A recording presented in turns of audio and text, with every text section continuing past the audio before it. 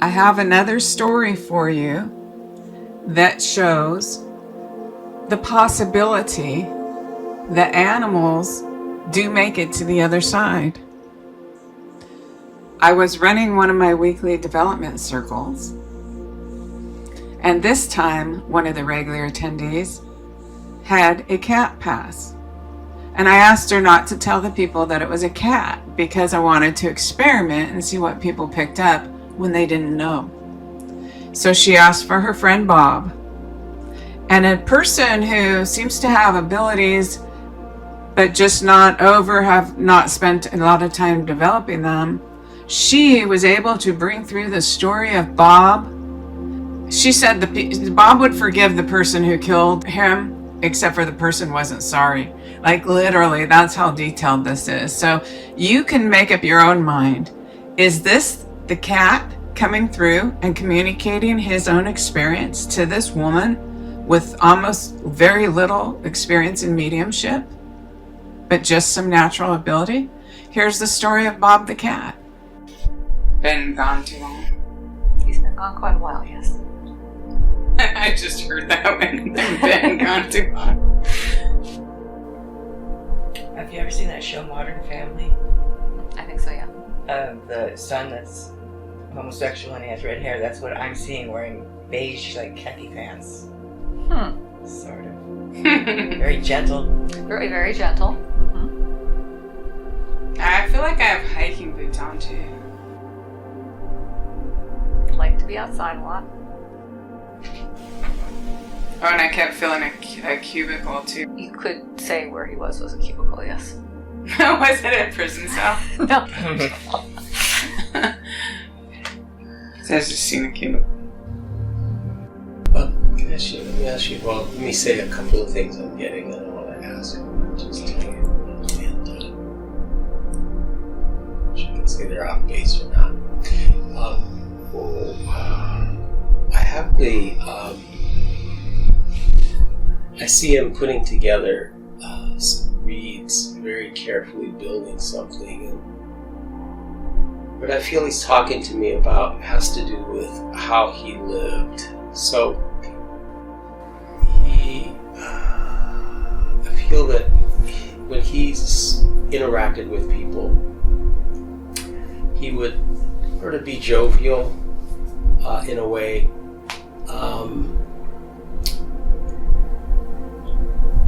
Just a nice spontaneous way, not planning or cooking stuff up to work relationships. Just a nice spontaneous way, like however you show up, he's happy with you, but he's not, there's no planning or politics or scheming or any of that kind of thing with him. Correct.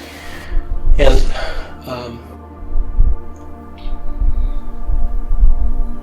so I feel he's telling me that what you see is what you get.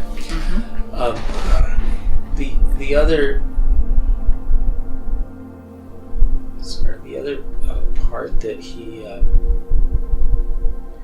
so he says he took people at face value, not really judging people, just take them where they are, and if they fall short after a while, he'd be able to forgive them. He tells me like a month he'd be able to forgive them, and then it would be as if nothing ever happened.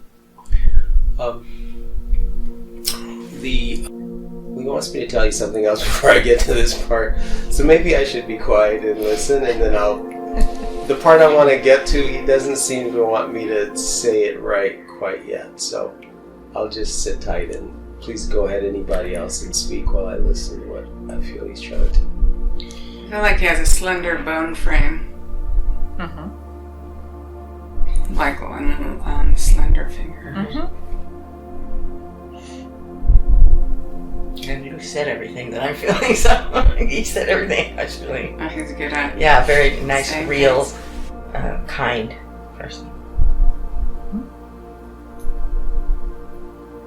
It's just, I feel like he would have liked a foggy morning too. I mean, because he keeps showing me this, I keep having this feeling of being near water where there's fog and it's cool out and it's kind of quiet, like not a lot of people. And was he killed? You're supposed to just say, I'm getting this. Oh, yeah. I feel like I don't know if he was meant to be killed, but I feel like it's somebody else. Killed him. That's what I'm suspecting. Yeah, you're picking him up really good, Tony. I can almost see him. Is he in a bar? Or a pub? I believe it was at a party. I feel like he doesn't really drink alcohol. That is correct. But everybody around him. That is correct. I feel like it was somebody who was drunk and had an attitude, and if anybody had said something to this person,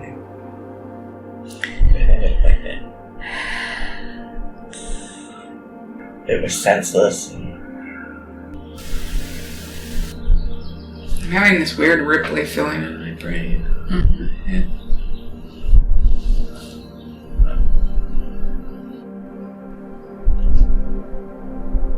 Yeah, like somebody had rammed him into something with his head, like somebody rammed him into a wall or got something and hit him with it.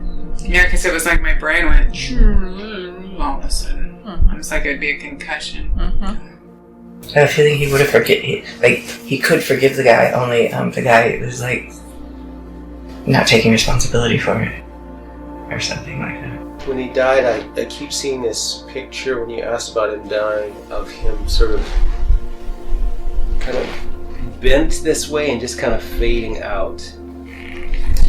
I keep seeing that image when you ask that question. Mm-hmm. Not really. A little bit afraid of it, but more just fading out in awareness, in consciousness, just kind of fading. Yeah. I get the sense that this isn't really what he wants me to talk about. I have the sense that sort of spiritual things, he had his own spirituality, his private spirituality. He wasn't outwardly, at least I feel, I wasn't outwardly into expressing much of that, or certainly not a very religious person. And his life, he shows it to me as that he, I was telling you about those reeds that were arranged. So it was the kind of thing where he very thoughtfully arranged things in his life. I have the feeling he was very thoughtful about the steps and what he wanted to see and how he wanted things to be. He was constructing his life the way he wanted to, and was quite thoughtful about that. And I don't have the feeling meticulous, but very deliberate. That's it. Very deliberate about what pieces fit, how it should be, what made sense to him, what he wanted. He wasn't, but he was very private with it and sort of in his own thoughts about it, and wouldn't have really discussed it or come out to tell anyone that he had these plans of exactly, just in his own way, just the pieces of his life and how he wanted it to be. He just thoughtfully would place those, is what I feel. And then he didn't get the finished part of it. I mean, he was just sort of putting it together, and then I see like it's sort of... I feel like his hands are clean and his fingernails are clean. Mm-hmm. You've seen a children's school bus. Okay. Do you have any idea what that could be about? Someone in the neighborhood, maybe? No, let's see. It's lingering there too. There's something about it, but maybe later. Could be, maybe it's someone who did that to him. I don't know. Okay. But just, it is lingering still. It's not going away. Like, usually when you say it, they go away. And I'm getting elementary school with that. I feel like he knew the person before who had killed him. Oh. He knew him before. Okay.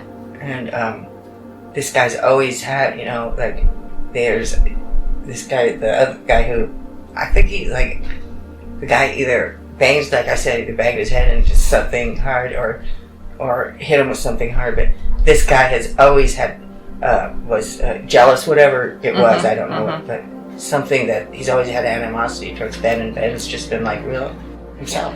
Yeah. When I walk down the school with him, I'm going to the music room where the instruments are. Mm-hmm. And it's not a trumpet, I don't think. It's a kind of horn that has, a bigger hole at the other end.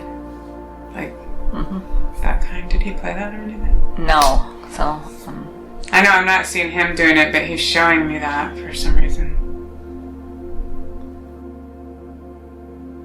I feel like the person that murdered him, I was just gonna say, murdered him, was like trying to embarrass him or something, and Ben just was normal Ben, but the guy kept getting angrier and angrier.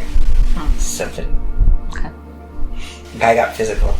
Mm-hmm. I don't see Ben as a real fighter. No. I don't see any police. I don't see any arrests. Yeah. Actually, I kind of see the next morning Ben just laying there. Yep. And there was nobody knew anything, supposedly. That's what I see. And he wants this guy to be punished for what he has done, only because it's been a past. Mm-hmm. And I think he thinks that you're right. Whatever you're thinking is, you're right. Okay.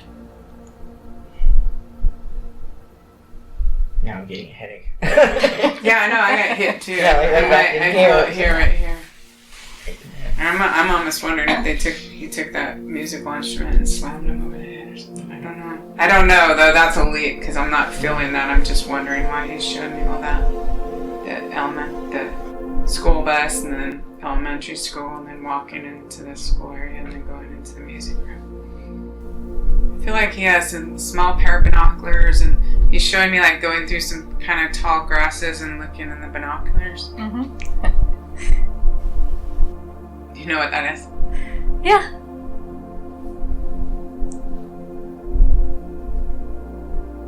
Looking at some kind of wildlife or something. That's how I couldn't get anything. Oh yeah, that's fine. That's fine. That pretty much correlates with what I have. So, was there anything else he wanted to tell me? He was he was just saying. I mean, he was just like the feelings I was getting from him were emotions. Like, where's that? Whatever you think, you're on the right path. So Ben was a cat. How funny! And I thought he was a cat at a party. Ben was a cat. Ben was a cat, and he was. He's going through the tall grasses and that with binoculars. That's funny. Looking at wildlife.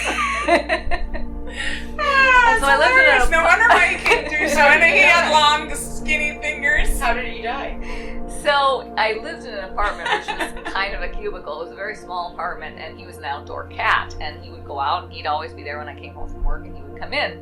And so when I was asked, that's what I asked on the EVP, because one day he went out and he never came back. And I never found out what happened to him. And I looked everywhere and asked everywhere, and I couldn't find him.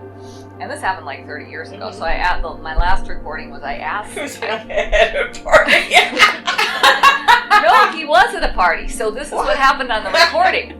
So I asked on the recording, what happened to you? And so he's talking, and then there's like a guide helping to fill in context.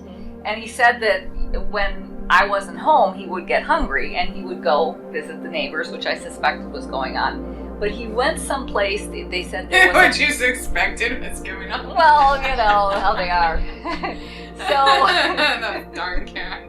So they said there was a party, and then the neighbor said that? No, on the EVP.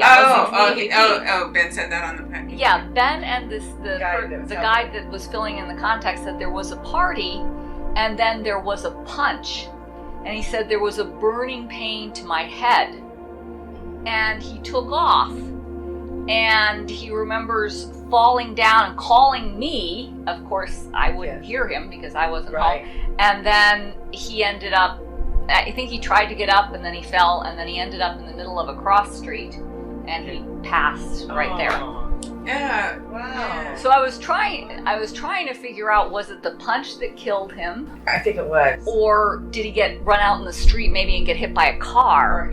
Or a bus. And then that. I think something rang his bell huge.